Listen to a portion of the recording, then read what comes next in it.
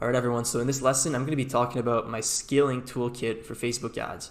And by toolkit, I mean all of the different strategies and types of campaigns and campaign structure that I use to scale. And so this is going to be a very insightful lesson for you guys, I think. And I'm going to be showing you diagrams of all the different campaign types that I use to scale and so on. And then I'm going to be showing you real examples inside of Ads Manager as well.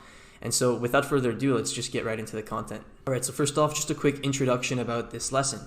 So earlier in this module, I talked about sandbox testing campaigns and how you want to keep your sandbox testing campaigns separate from scaling campaigns.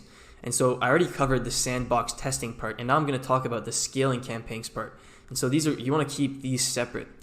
And so yeah, in this lesson, I'm going to be sharing my formulas for scaling campaigns that I've been using and that work really well for me. And so these are campaigns that you just let them run. They optimize because they have a high budget, and so you just let them run and optimize. And it requires very little management because the Facebook algorithm will distribute your budget across the proven audiences and ads optimally in real time, right? So inside of your scaling campaigns, you only have proven audiences and you have your top creatives. And so Facebook is going to decide which audiences to spend to, and then within those audiences, it's going to decide which ads to spend to, and all of this in real time. And so these scaling campaigns are really powerful because they have a lot of budget. You just let them optimize, and Facebook decides everything for you. It decides who is the best people to target today, what's the best ad today, and so on. And this obviously works a lot better at high budget. And so this is why I only recommend doing this for the scaling campaigns. And for the sandbox campaigns, you don't care about the optimization. You're just testing different things. You can pause ad sets, you can duplicate, you can increase budgets, you can do whatever you want in a sandbox campaign. But for scaling campaigns, you want to let it run at high budget and let it optimize. Now, before I dive into the actual toolkit showing you all the different type of campaigns that I use, I just want to cover some best practices that apply to all different types of scaling campaigns. So it doesn't matter what type of scaling campaign you're doing. These are just some best practices that apply to all types of scaling campaigns. So when you're starting a scaling campaign, you want to start it with at least a budget of 20 times your profit target cost per purchase. So you can get this number from your KPI spreadsheet that I talked about in the reading data lesson. And so 20 times your profit target cost per purchase. So let's say you're aiming for a $20 cost per purchase. You want to start the campaign at least $400 budget per day. And so those are scaling campaigns, right? So you're only trying to scale proven audiences, proven interest, and so you shouldn't be too worried about starting at a higher budget because that'll just give Facebook the best chance at optimizing. So you only want to attempt to scale proven audiences and creatives. I've already talked about this. One-day click optimization if the price is under $50. Otherwise, just leave it to default. And I put here value optimization if possible. I'm going to be talking about this a little bit more later in this lesson. But some people will have access to value optimization, and this works well. This works really well if you have access to it. Now, the optimal amounts of ad sets for scaling per campaign is 3 to 6 ad sets in my experience. So I don't try to make a scaling campaign with less than 3 ad sets, and I usually don't go over 6 active ad sets at one time for one of my scaling campaigns. And usually I just try to leave it at 5. 5 is like the sweet spot. Broad audiences work best for scaling.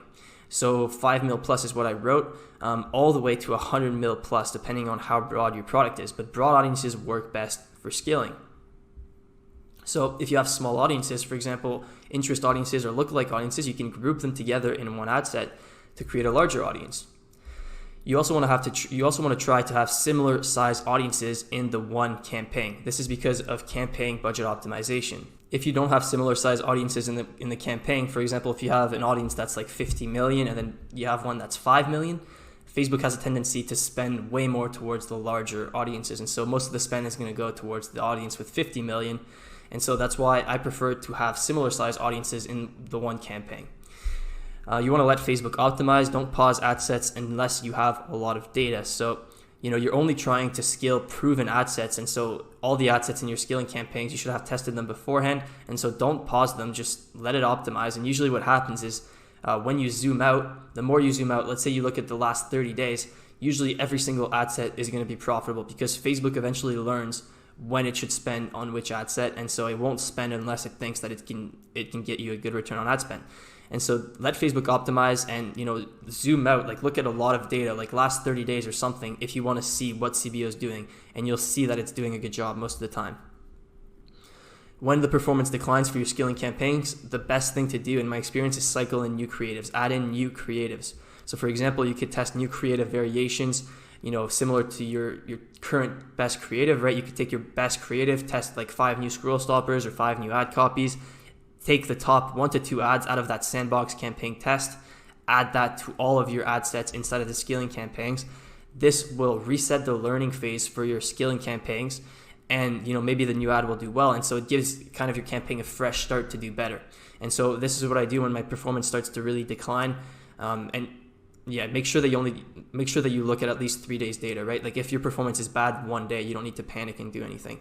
But if your performance is actually declining over time, it's time for you to cycle some new creatives in. And so test some in your creative sandbox and then add the top ones into all ad sets of your scaling campaigns. And I wrote here, when you cycle in new ads, you want to pause bad ads.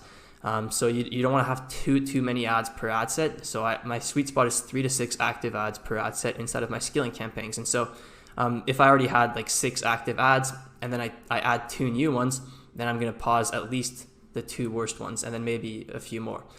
And so that's what I mean by cycling ads. I always do this when performance starts dropping, and this is how I'm able to stay very consistent with one campaign. Like one scaling campaign over a long time can be very, very consistent if you just keep cycling new ads. All right, so now we can get to the interesting stuff, which is the actual formulas for my scaling campaigns. So the first one is top interest scaling. So for this, what you want to do is you want to test single interest in an audience sandbox campaign. And this is already part of the launch strategy, right? In the launch strategy, I tell you to test at least 10 single interests. And then you want to keep testing new interests similar to the top performers and narrow down the best ones by demographics. So for example, if you have an ad set that's doing really well and most of the sales are coming profitably from 35 plus or something, then you can narrow down to that. And then you can also test similar interests to that one, right? So keep expanding horizontally on interests and narrowing them down, finding new profitable interests until you have 5 plus consistently profitable ad sets. And by consistently profitable ad sets, I mean at least over 2 to 3 days and at least 10 sales. So you don't want to try to scale too early. It's much better to just like be patient and make sure that all of the ad sets are actually like consistently profitable. It's not just random sales. And then at that point, you should attempt to scale. And so once you have 5 plus consistently profitable ad sets with at least 10 sales, you want to duplicate them into a new top interest scaling campaign. And I'm going to show you a diagram for that campaign right here. So this is what it looks like. So campaign top interest. This is website conversions purchase. The starting budget is 20 times your profit target cost per purchase minimum. So if you have a $20 target cost per purchase, the starting budget would be $400 minimum. Now, let's say that you have 5 top interests, right? So let's say you had 5 consistently profitable ad sets with more than 10 sales each, and these are the ones that you used for your top interest scaling. So you select all 5, you duplicate them into this new top interest campaign right here. And so ad set number 1 would be the first top interest. You want to target the top 4 countries: US, UK, Canada, Australia, or all the ePacket countries. This is up to you. But if you really want to scale, the best is ePacket, right? Because this is the broadest audience. So if you want to scale, use ePacket. If you're still just getting started kind of, and you want the maximum profitability, then the T4 is probably best. And then, so this is just your top interest number 1. So you want to select that interest, narrow down to your target age group, gender, if necessary, right? Like if in the sandbox campaign you had narrowed that down, you want to leave that narrowed down. But you also want to make it as broad as possible. So for example, if you're narrowing down by age, you want to keep the age range that you're narrowing down by as broad as possible within the realm of profitability. Now, for placements, you just want to do auto placements. For your optimization, you just want to do 1-day click optimization if the selling price is under 50. Otherwise, just the default 7-day click, 1-day view. And so this is what an ad set's going to look like. And then the other ones are just the same thing, but you select a different interest, right? And everything else is the same. Now for the exclusions, for each one of these, you want to exclude website visitors because we're already retargeting those with our retargeting campaign. And then you want to exclude purchasers because you don't want to keep targeting people who've already bought from you, right? Especially if they haven't gotten the product yet, that's not good. They're going to comment and be upset about that. And so this is what the top interest scaling campaign looks like. like there's not necessarily 5 top interests, right? You can have 3 to 6 active at one time. But this is what the general structure looks like. And then, yeah, that's all you need to do. And then once, like if some of these ad sets start performing poorly over time, like if an interest dies out, you can pause it and then replace it with a new interest from your sandbox campaign. All right, so I want to show you a real example of a top interest scaling campaign. So here's one right here. I'm just going to filter by selection just to look at that one only. And you can see this is the last 3 months selected. And so as you can see, I've spent $110,000 on this campaign to generate a 1.99 return, which is really good for this brand because the break even is like 1.5. And so, yeah, this is just the same campaign. You don't have to like duplicate. You don't have to constantly pause or anything. You just let Facebook do its thing. And this campaign has been running for a while now, for over 3 months profitably. And let's take a look inside. So I'm not going to be showing you the interest ad sets because I don't want to reveal my targeting for this brand. However, you can see that most of those sales came from just three interest ad sets here, right? And then if I scroll down, you'll see that in total there's like, there's 5, like 10, like probably like 15 total interests in here.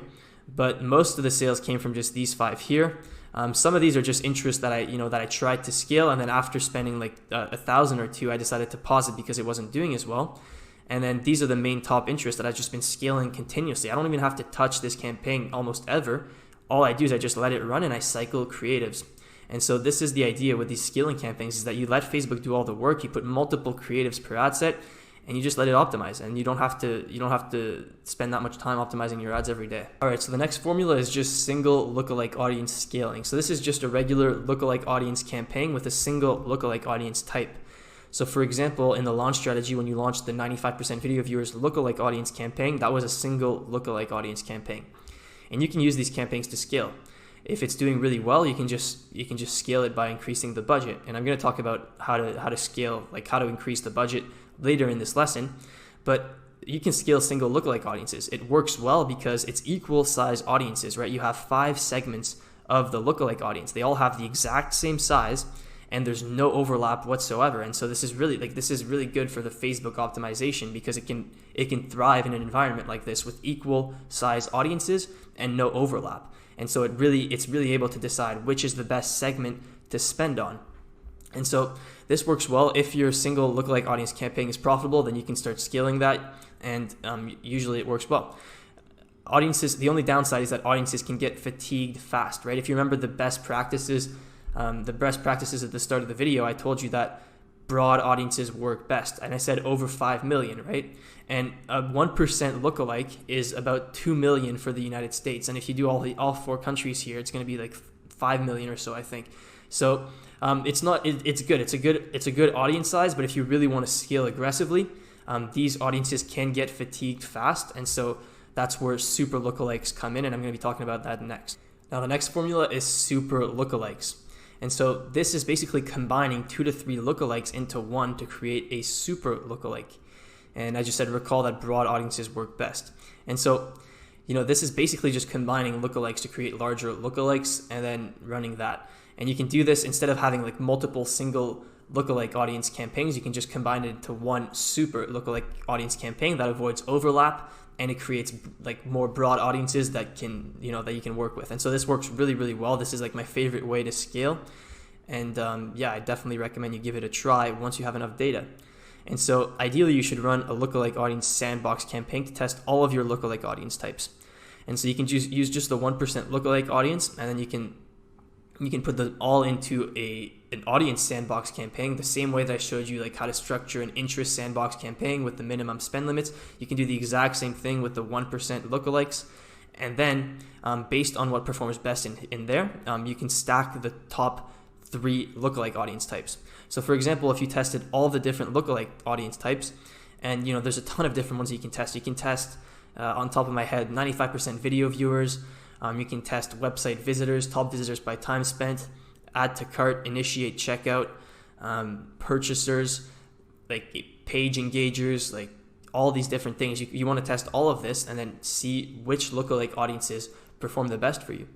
And so, for example, if you tested all of them and then your purchase lookalikes, your add to cart lookalikes, and your website visitors lookalikes do very well, then these are the three that you'd want to combine for your super lookalike audience. And so what you're going to do is you're going to put the purchase, the 1% purchase lookalike with the 1% add to cart and the 1% website visitors. You put all of these together in one ad set. This would be your first ad set. You put all the 1 to 2% together in one ad set. This would be your second ad set, all the way to 4 to 5%. And so this is the same thing essentially as a single lookalike audience campaign, but you're putting 3 of them together to create larger audiences. And so let me show you this diagram here. And so it gets a little confusing with the exclusions here, so I'm going to explain that in a second. So the campaign is super lookalike. This is just an example. Let's say that you're using purchase, add to cart, and website visitors lookalikes for the super lookalike. The optimization goal is website conversions purchase. And the starting budget, same thing, 20 times your profit target cost per purchase minimum. Now you have 5 ad sets here. And so ad set number 1 is the super lookalike 1%. And so when you're creating your lookalikes, you want to use the US, UK, Canada, Australia, or all of ePacket. All of ePacket is best when you have a lot of data. When you're just starting out, I recommend these 4. And so you want to select the 3 lookalike audiences. You want to select purchase 1%, add to cart 1%, website visitors 1%. Leave everything else broad. You don't want to narrow it down by age or by location. You want to leave everything broad. Automatic placements. 1-day click optimization if your selling price is under $50. Otherwise, the default 7-day click, 1-day view. And so for the exclusions here, you just want to exclude website visitors and purchase in the last 30 days. We don't want to retarget purchasers once again. And lookalikes, if you don't exclude purchasers, often it will retarget existing purchasers. So you definitely want to exclude purchasers from your lookalikes. Now, the ad set number 2 is the exact same thing. So it's the super lookalike 1 to 2%. So you select the 1 to 2% lookalikes, leave everything else broad. Everything here is the same. The only difference is that you have to exclude all of the audiences that you included here. And so you want to exclude the 1% here, right? Because the per 1 to 2% won't overlap with per 1%, but it might overlap with add to cart 1% and website visitors 1%. And so this is something that you need to keep in mind when you're stacking multiple lookalikes, is you want to exclude everything properly. And so this is I'm showing you the exact way to do it.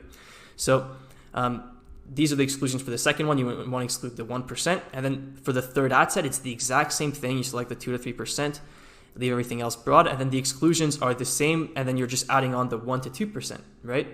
And then same thing with ad set number 4. It's the 3 to 4% one. Everything else is the same. And then you're adding on the 2 to 3% in the exclusions.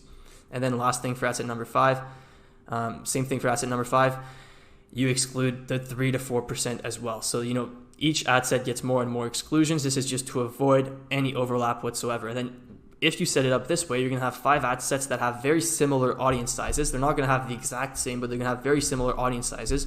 And there's going to be no overlap whatsoever. And you're going to be targeting everyone. And so this is a really great setup for super lookalikes. This is what I do for my super lookalikes. And then inside of each ad set, you're going to have multiple ads, as I've mentioned previously. And so I'm going to hop into Ads Manager to show you an example of super lookalikes. All right, so I'm back inside of Ads Manager, and let's take a look at the super lookalike.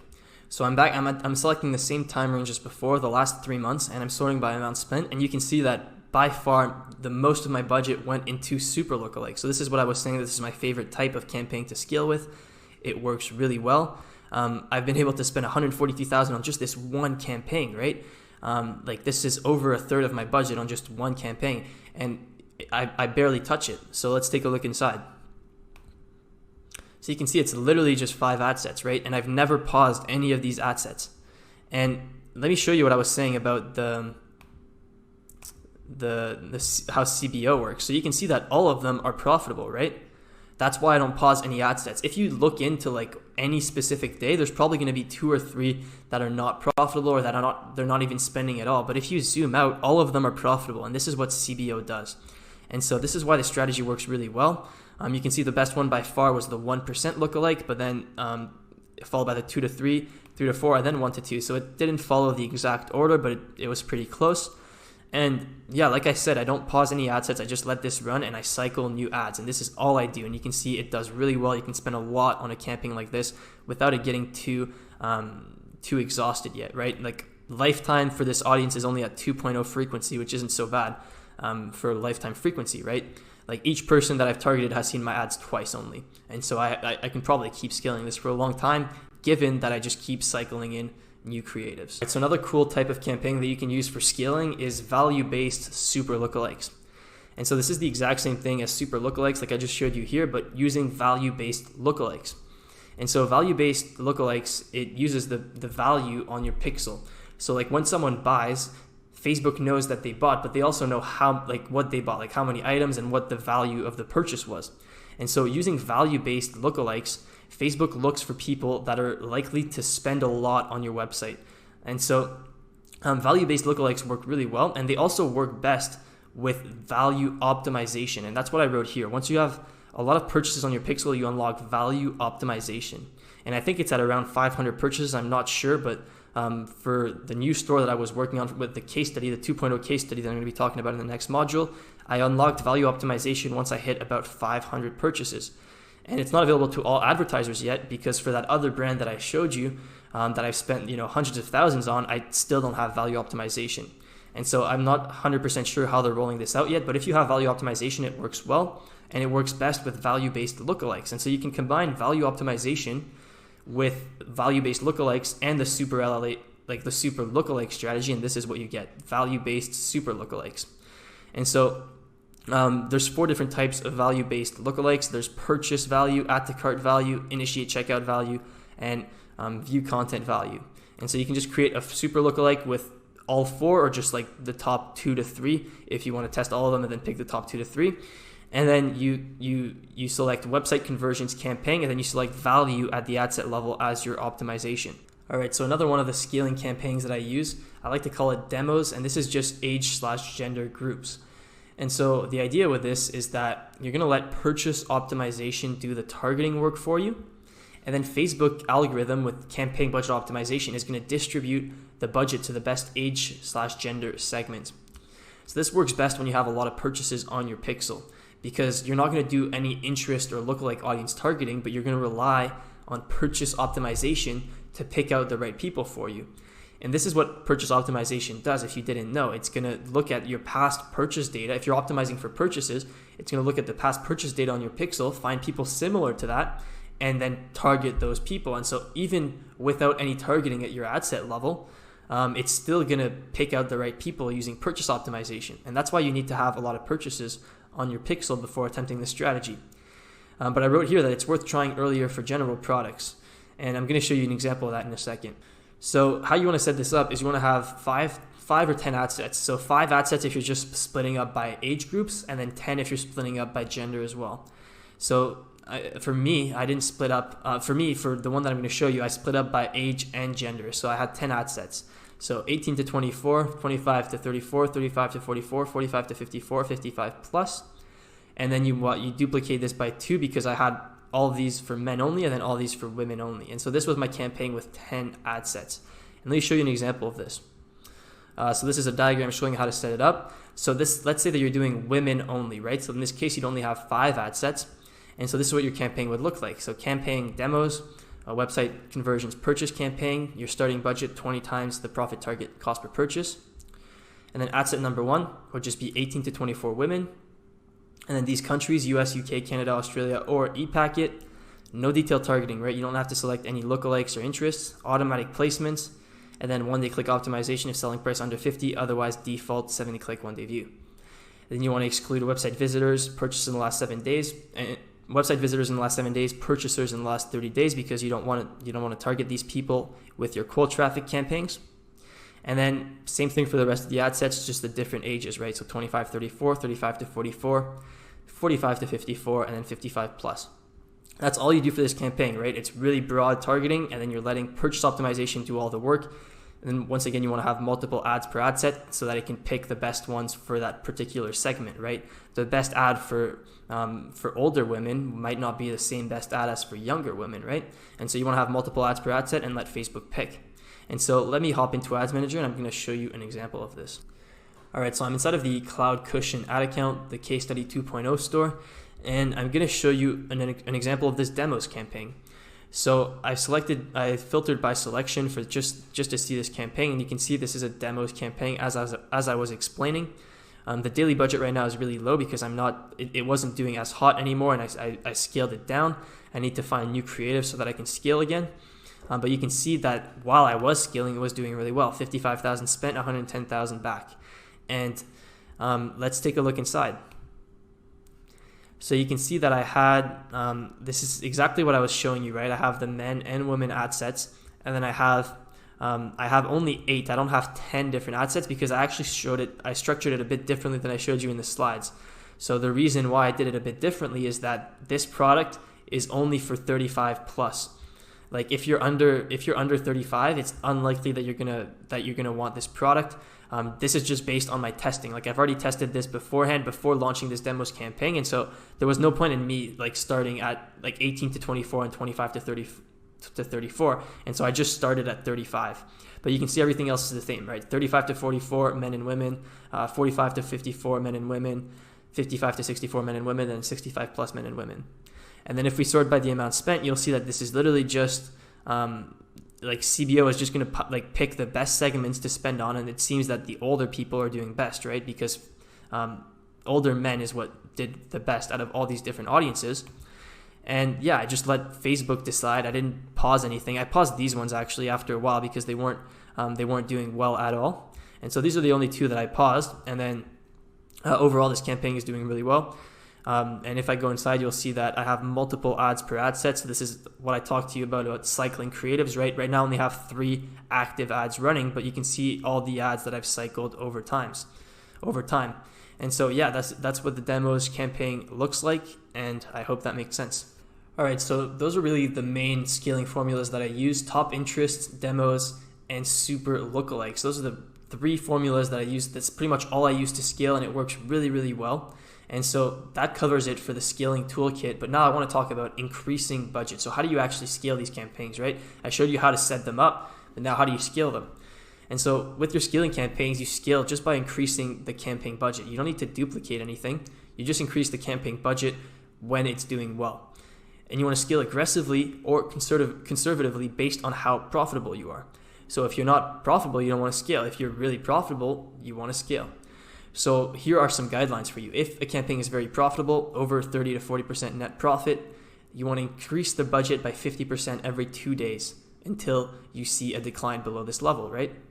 If the campaign is profitable, 20 to 30% net profit, then you want to increase by 20% every 2 days. So this is a more conservative approach, right?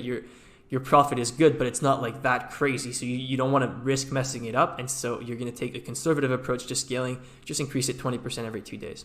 Now, what about when it starts doing bad, right? So if profit is at or below your target, just leave it at the current budget, right? So if you're below like 20% profit, don't try to scale it, just let it be.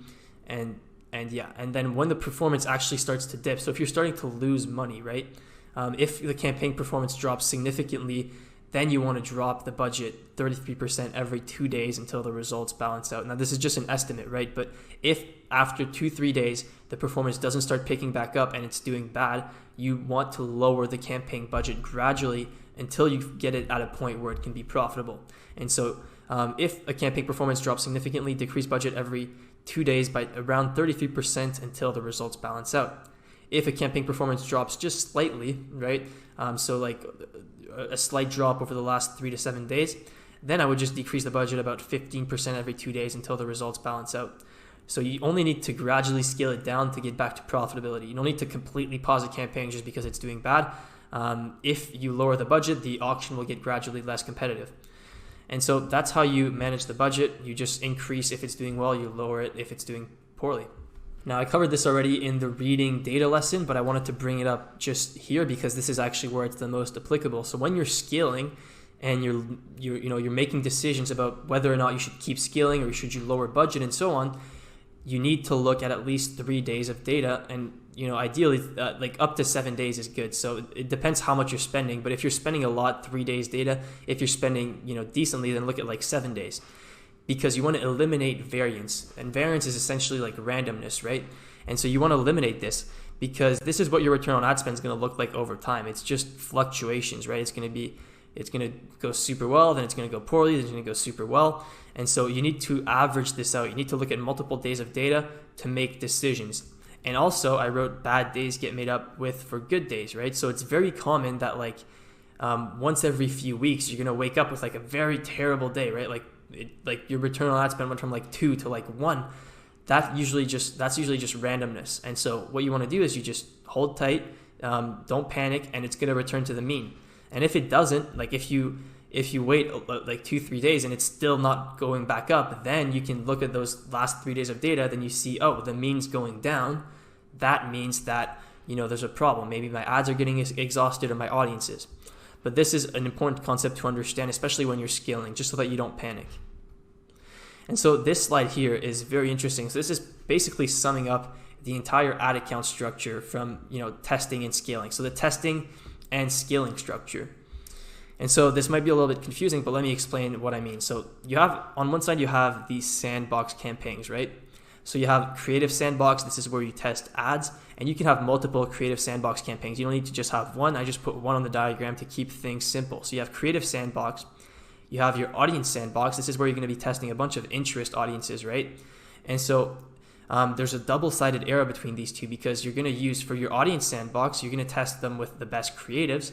And then for the creative sandbox, you're going to test it with the best audiences. And so you can kind of go back and forth between these two. And this is where you play around, test things, try to make something work. And so sandbox campaigns, I wrote here 1 ad set per test, $10 to $20 campaign budget per ad set. Min ad set spend limit $5 to $10. You want to use spend limits for your sandbox campaigns to make sure everything gets testing data. You want to test creatives using your best audiences. You want to test audiences using your best creatives. And the optimization phase, the learning phase, doesn't matter in sandbox campaigns. You're not spending enough in sandbox campaigns for your ad sets to optimize. And so don't worry about optimization. It doesn't matter in these sandbox campaigns. You only want to worry about optimization here. And so at the bottom here, I have the scaling campaign. So these are the 3 types that I just covered: top interest scaling, super lookalike scaling, demo scaling. So these are your scaling campaigns here. And so what you want to do is you want to take the proven interests. You constantly want to be testing interests in here, right? Once interests start doing bad, you want to replace them from here. Proven interest ad sets go into your top interest scaling, right? And so this is how you keep this campaign fresh. And as you change your interests over time, this also changes the data for your lookalikes. And so with the creative sandbox, what you want to do is you want to always be testing creatives, and then you take the top creatives and you add them to all the scaling campaigns. And so this is essentially what your ad account structure looks like, summed up in one picture, right? You have the sandbox campaigns here, and you have the scaling campaigns here, and all the top creatives go into all of the scaling campaigns. Top interests go into the top interest scaling. And so here are just a few more notes about scaling campaigns.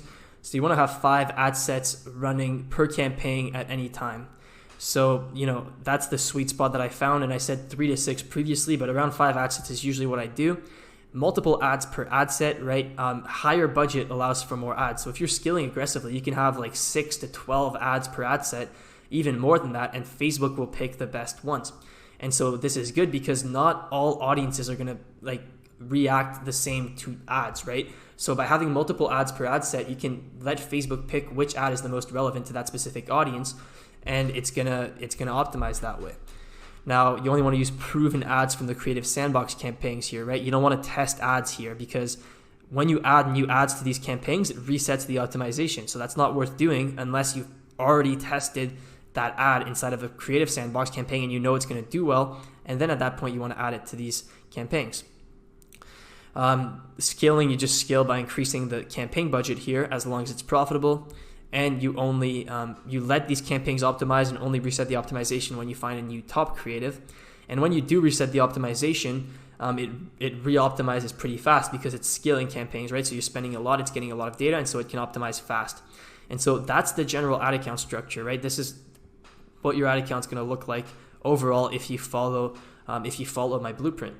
All right, so that is it for this lesson about my scaling toolkit. I hope you enjoyed it and got a lot of value out of it, especially all the diagrams showing you how to set up the scaling campaigns. This is exactly how I do it, and so I hope that this clears it up for a lot of you, and I'll see you guys in the next lesson.